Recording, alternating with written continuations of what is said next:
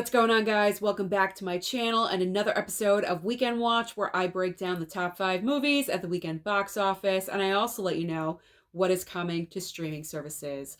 So it's time to break out the chocolate and celebrate because we have a brand new number one, and that is Wonka.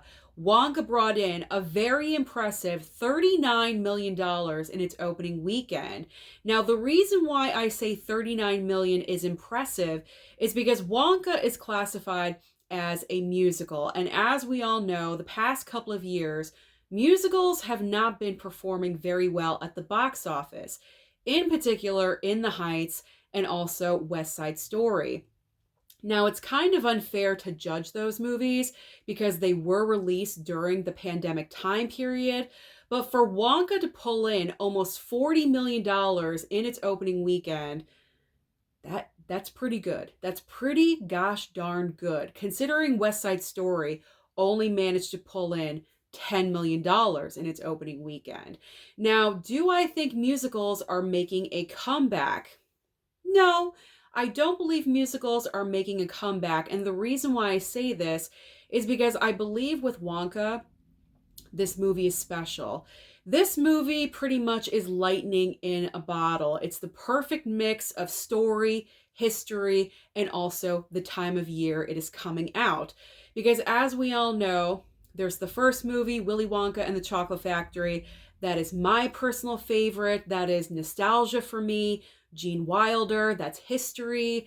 So because of that, I already know going into Wonka a little bit of what to expect because I have that past history with the movie and with that character. So you have parents that I'm assuming are around my age that already know what they're getting into, and they want to introduce their children to the character of Willy Wonka. And then also when you mix in the Christmas holiday season, which is all about magic, Willy Wonka is all about magic. And when I say magic, Wonka is a true magical film. If there is one movie that I can recommend where you can take your entire family, kids, grandparents, aunts, uncles, the entire family, and all come out enjoying it, it is Wonka. So I truly do recommend you guys go and see this movie because I went to see it on Friday and it definitely changed my mind because I went in very skeptical about the film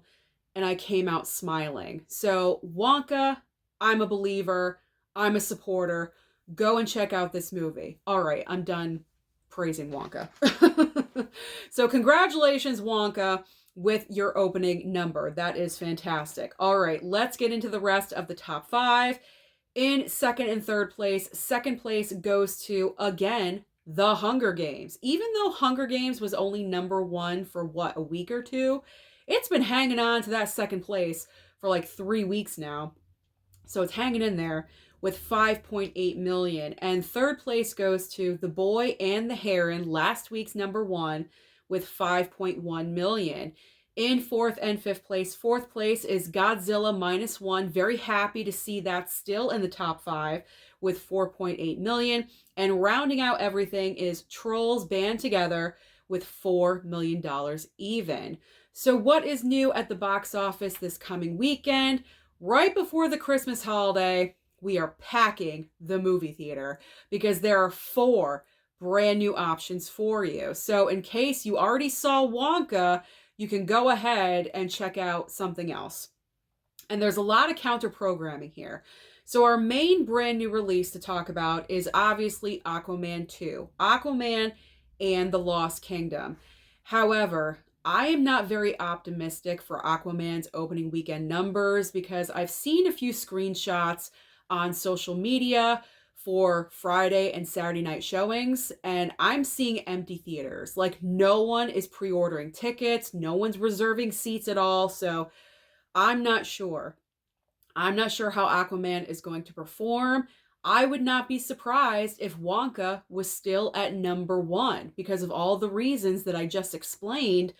And Aquaman not selling tickets, it's not looking good right now, but that is an option for you. So that's the number 1 option.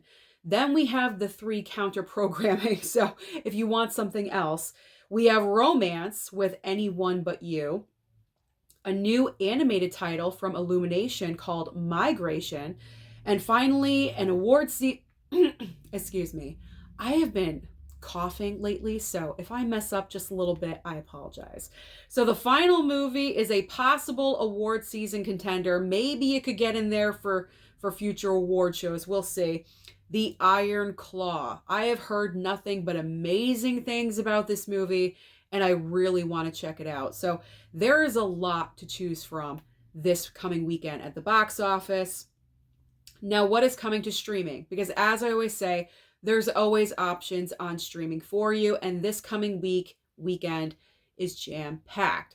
So starting off with Netflix, we have Maestro, another major award season contender.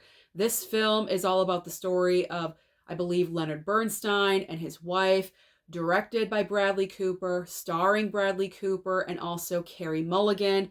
It's already getting nominations for Golden Globe and Critics' Choice, so it probably will get awards, or I should say nominations, throughout the entire award season. So I'm definitely checking out this movie. Also, Rebel Moon, directed by Zack Snyder. I've been hearing Rebel Moon is not getting the best reviews from critics, but what do critics know? Absolutely nothing. So if you're interested in that and you love Zack Snyder, definitely check it out. All right, over on Hulu, The Creator. The Creator is dropping on Hulu. So now is the perfect time to check out this movie. It was just released on physical media this past week. So if you were unsure about picking it up, stream it, which is what I'm going to do. This is what I do. If I'm in question, I stream. So I'm going to stream The Creator, see if I like it, and if I do, I will pick up a 4K. We also have Operation Napoleon and Maggie Moore. So that's all on Hulu this coming week. Disney Plus is adding Percy Jackson and the Olympians, and also What If Season 2. I'm really excited about this one. I don't know why I'm really excited. I just am. But Amazon Prime is adding Saltburn. This is like the quickest turnaround from movie theaters to a streaming service, I think, ever. I can't even believe that this is already going to be available for streaming. But Saltburn was just at the movie theater a couple of weeks ago, and now it's going to be on Amazon Prime. This is another award season contender from Emerald Fennell, directed, I believe, written by her as well. So I'm going to check it out. I've heard things about it. Like, there's stuff going on in this movie. It's not for the faint of heart, I guess. So, but I already know that going in. So I'm definitely checking out Saltburn as well, putting it on my streaming list. Peacock has Dr. Death Season 2.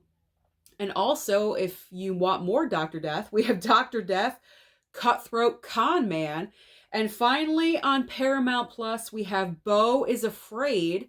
Joaquin Phoenix got, I believe, a Golden Globe nomination for that, so I got to check out that one too. And finally, Golda. So that is everything happening at the box office and also on streaming. So comment down below and let me know your thoughts about Wonka. Do you agree with my thoughts? Yes or no? Did you see it this past weekend? And what did you think of it? Don't forget to like and subscribe before you leave, and I'll see you next time.